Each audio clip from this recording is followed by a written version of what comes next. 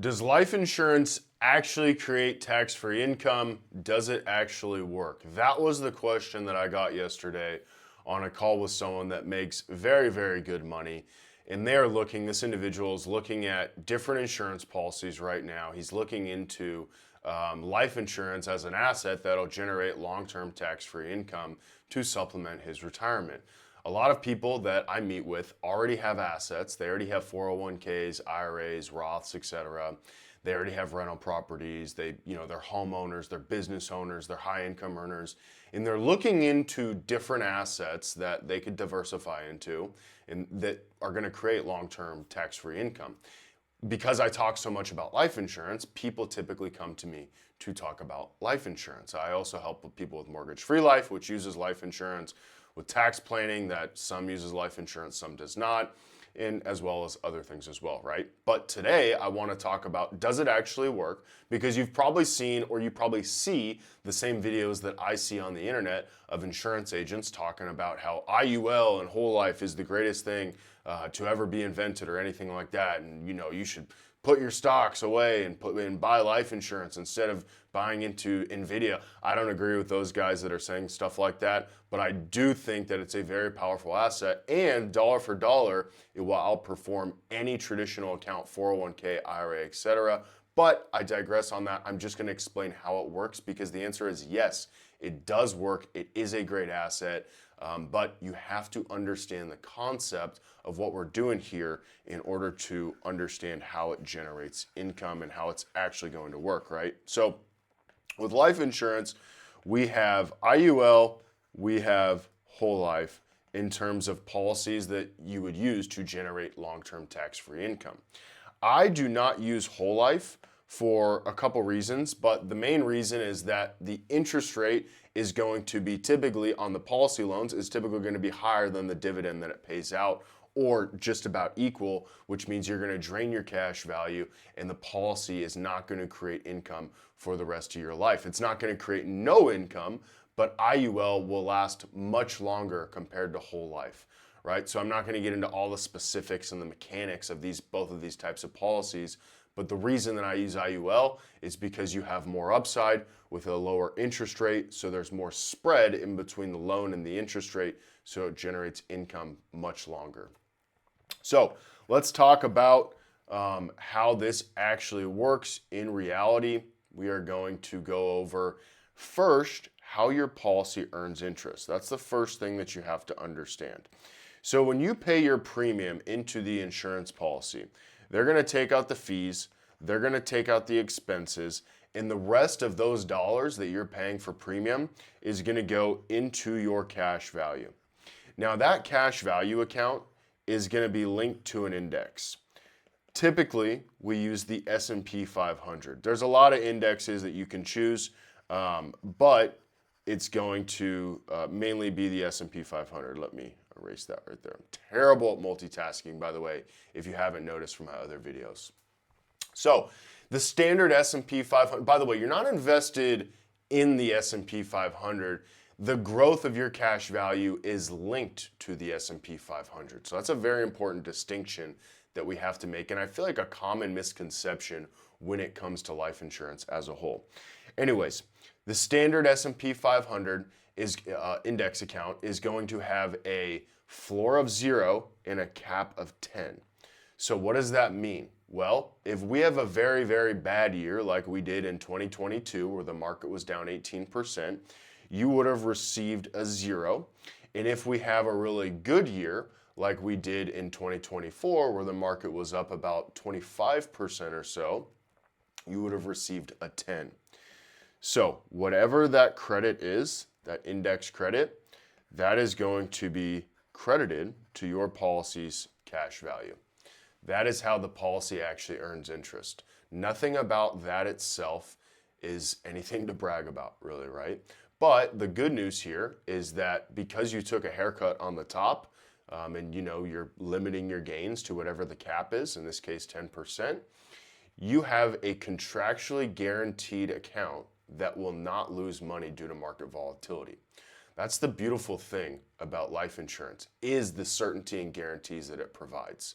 It's not a guaranteed return, with IUL, like whole life provides, where whole life is going to be a guaranteed 3, 4, 5%. In IUL, your guarantee is a guarantee against loss due to market volatility, that 0% floor, right? So the cool thing about life insurance is what we're going to talk about right here. And this is how you actually generate income. This is actually how it works. This process right here, that's going to continue every single year, regardless of you taking a policy loan. That process right there continues for the rest of your life, even if you take a loan against it. So even if you put your cash value as the collateral and you take a loan against it, just like how on your primary residence, for example, you have a mortgage outstanding against it. The home continues to appreciate even though you have a loan outstanding against it. Same concept here. Again, it's a concept. The mechanics aren't the exact same, but the concept is the same. I have an asset, my cash, inside of an account that's continuing to earn interest over time. Meanwhile, I'm going to go out and spend someone else's money tax-free, but I want to retain the ability to earn interest on my dollars so that I can go out and spend someone else's money tax-free. So that's how it actually works right there. So let's walk through an example of the mechanics. Again, this happens right here because when I take a policy loan, it doesn't actually come from my account. No, it's going to come from someone else's account, and that's going to be the insurance company. So the insurance company is going to loan me, let's say $100,000. I'm going to take that money out. I'm going to go spend it tax-free. There's obviously no free lunch, so they're going to charge me an interest rate. Let's call it 5%, for example. Well, they charge me 5% for taking out a $100,000 loan. Let's say we had a really good year and I earned 10% inside of my insurance policy. So 10% is what I earned, 5% is what it cost. So I took $100,000 out. I earned 10% on that money, right? Because the $100,000, let's just say, is what's in my cash value. So I earned $10,000, but it cost me $5,000 to take that money out and spend it. So my net is actually going to be $5,000. So that $5,000 is what would be credited to my policy's cash value. And so think about that for a second. I took $100,000 out and I spent it tax-free. The insurance company is going to credit me $5,000 to my cash value because I took money out and spent it. And that right there is the power of life insurance. That's something that your 401k can't do. That's something that your Roth IRA can't do. That is how you can earn so much tax-free income, and exactly why these policies will outperform traditional retirement accounts dollar for dollar over the long term in terms of income generation. But it's not always going to get a 10% rate of return. So what happens when we have a 2022 and you receive a big old zero? Well, you still are going to owe that interest. So that's going to be negative $5,000. And so you owe them $5,000. You received a big old zero. Excuse me. So that means you are out $5,000. That $5,000, that's going to be taken out of your cash value. Now, you could pay it out of the policy loan that you took. However, you do not have to. And so that is quite really, that is quite simply how it works, okay? How you actually are able to generate so much income long term. Because you have this asset right here, your cash value. I shouldn't have circled that in red. I should circle that in green. You have the asset of your cash value that is continuing to earn interest over the long run, and it is going to ultimately be what you loan against. So that's like if you're going to do a refinance on a rental property, well, the property is the collateral, and then you pull money out from the bank, and that's tax-free. So it's essentially, I guess you could kind of think of it as the same way you think of a refinance. And so my money is going to compound in my account, and then I'm going to go spend someone else's money, again, tax-free. And then when I pass away, those fees and expenses that everyone hates on so much with life insurance, well, they bought a death benefit. That death benefit is what pays back all of those loans. Oops, you can't see that because my dome's in the way. But that death benefit is what's going to pay back all the loans, and then the remainder is going to go to your family.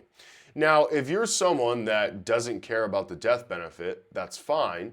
However, it is just part of the contract. You can't buy life insurance without buying the death benefit. That's what Section 7702 says. So that's how it works. Yes, it does actually work.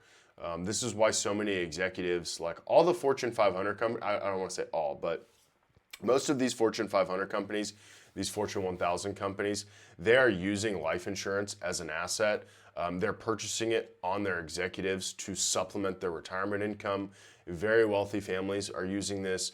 You know, the wealthy understand life insurance, and most of them have life insurance policies. Not all of them, right? And I believe that's just an education gap. But again, this is not the end-all, be-all asset. This is not what we're going to use to replace, you know, NVIDIA stock or anything like that. And I cannot stand when I see insurance agents say that on the internet, specifically TikTok, because if you're watching this video, you might have seen me on TikTok. I talk a lot about insurance and other stuff on TikTok. But because of that, I see all these insurance agents, you know, saying, the first thing I see is IUL is guaranteed income. No, it's not.